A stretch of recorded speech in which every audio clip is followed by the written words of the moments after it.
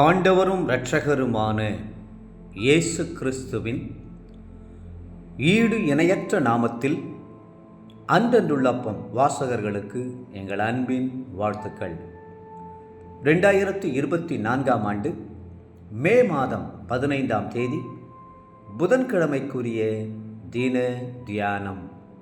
இன்றைய தலைப்பு கனியும் விதையும். ஆதியாகமம் 1:11 சொல்லுகிறது, பூமியின் மேல் தங்களில் தங்கள் விதையுடைய கனிகளை தங்கள் ஜாதியின்படியே கொடுக்கும் கனி விருட்சங்களையும் முளைப்பிக்க கடவது என்றார். கனிகளுக்குள் விதைகள் மறைந்திருக்கின்றன. ஒவ்வொரு விதைக்குள்ளும் ஜீவன் இருக்கிறது. அந்த ஜீவன் புதிய மரங்களை முளைப்பிக்கக்கூடிய வல்லமை உடையதாயிருக்கிறது. கனிகள் இல்லாவிட்டால் விதைகள் இல்லாதது போல கனி கொடாத விசுவாசியால் ஆத்தும ஆதாயம் செய்ய முடியாது. மரங்கள் கனிகளை கொடுக்கின்றன.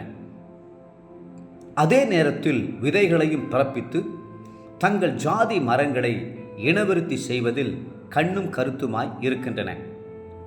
பறவைகளை கவர்வதற்கு அந்த கனிகளில் அழகிய நிறத்தையும் மணத்தையும் சுவையையும் வைத்ததுடன் உள்ளே கெட்டியான விதைகளையும் தேவன் வைத்திருக்கிறார்.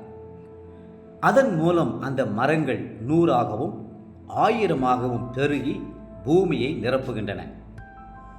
விதையே இல்லாமல் வெறும் கனியை மட்டுமே கொடுத்து கொண்டிருந்தால் அந்த மர இனம் பெருகாமல் விரைவில் அழிந்துவிடும் அல்லவா? கனி கொடுக்கும் விசுவாசிகளே, உங்களில் ஆத்தும ஆதாய விதை உண்டா? நீங்கள் நல்ல கிறிஸ்தவர்கள் என்று பெயர் பெற்றால் மட்டும் போதாது, ஆத்தும ஆதாயம் செய்யும் கிறிஸ்தவர்களாகவும் விளங்க வேண்டும். இந்தியாவில் கிறிஸ்தவர்கள் 3%த்திற்கும் 4%த்திற்கும் இடையே பல ஆண்டுகளாக தள்ளாடி கொண்டிருப்பதின் காரணம் என்ன? ஆத்தும ஆதாயம் போதுமான அளவு செய்யாததினால்தான் அல்லவா? மீண்டும் அந்த கனிகளையும் விதையையும் சிந்தித்து பாருங்கள். ஒரு சிறு விதைக்குள் பெரிய மரத்தின் குணாதிசயங்கள் அனைத்தும் அடங்கியிருக்கிறது. அந்த மரத்தின் இலைகள், பூக்கள், பழங்கள் மற்ற எல்லா சுபாவங்களும் அந்த சிறிய விதைக்குள் பொதிந்து வைக்கப்பட்டிருப்பது எத்தனை பெரிய ஆச்சரியம்! ஒரு சிறிய பாட்டிலுக்குள் ஒரு பெரிய மலையை அடக்கி வைத்திருப்பது போல அந்த விதைக்குள் பெரிய மரங்கள் அடங்கியிருக்கின்றன. ஒவ்வொரு விதைக்குள்ளும் ஜீவன் இருக்கிறது. அந்த விதை வேரூன்றி வளரும் வரையிலும் தேவையான உணவும் அதற்குள் இருக்கிறது. உள்ளே இருக்கும் இளம் குருத்து பாதுகாக்கப்படும்படி அந்த விதையை சுற்றிலும் கடினமான ஒரு ஓடு காணப்படுகிறது. கர்த்தர் எத்தனை ஞானமாய் அதை சிருஷ்டித்திருக்கிறார்! பரலோக ராஜ்யம் கடுகு விதைக்கு ஒப்பாயிருக்கிறது. அதை ஒரு மனுஷன் எடுத்து தன் நிலத்தில் விதைத்தான். அது சகல விதங்களிலும் சிறியதாயிருந்தும் வளரும்போது சகல பூண்டுகளிலும் பெரிதாகி ஆகாயத்து பறவைகள் அதன் கிளைகளில் வந்து அடையத்தக்க மரமாகும். மத்தேயு 13ஆம் அதிகாரம் 31-32 வசனங்கள். தேவப்பிள்ளைகளே, தேவப்பிள்ளைகளுக்கு இருக்க வேண்டிய ஜீவ விதைகள் கர்த்தருடைய வசனமே. லூக்கா 8:11. கர்த்தருடைய வார்த்தை மட்டுமே ஆவியாயும் ஜீவனாயும் இருக்கிறது. வசன விதைகளை விதைக்கும் போது ஆத்துமாக்கள் ஆதாயம் செய்யப்படுகிறார்கள். புதிய ஜீவனோடு கிறிஸ்து அவர்கள் வாழ்க்கையில் முளைத்து எழும்புகிறார்.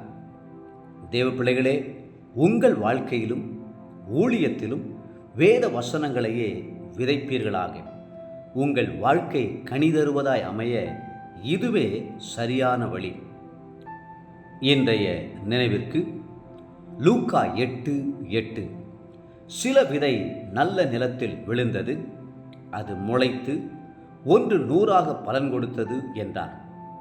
இவைகளை சொல்லி கேட்கிறதற்கு காதுள்ளவன் கேட்க கடவன் என்று சத்தமிட்டு கூறினார். இன்றைய வேத வாசிப்பு காலை 2 ராஜாக்கள் 22 மற்றும் 23ஆம் அதிகாரங்கள். மாலை யோவான் 4ஆம் அதிகாரம் 31-54 வசனம் முடிய. அன்புக்குரிய அண்ணன் உள்ளப்பம் வாசகர்களே, மீண்டும் உங்களை வாழ்த்துகிறோம். நல்ல கனிகளை கொடுங்கள், நல்ல ஆத்துமாக்களை ஆதாயம் செய்யுங்கள். கர்த்தர் தாமே உங்களை ஆசீர்வதித்து மென்மேலும் உயர்த்துவாராக. ஆமென்.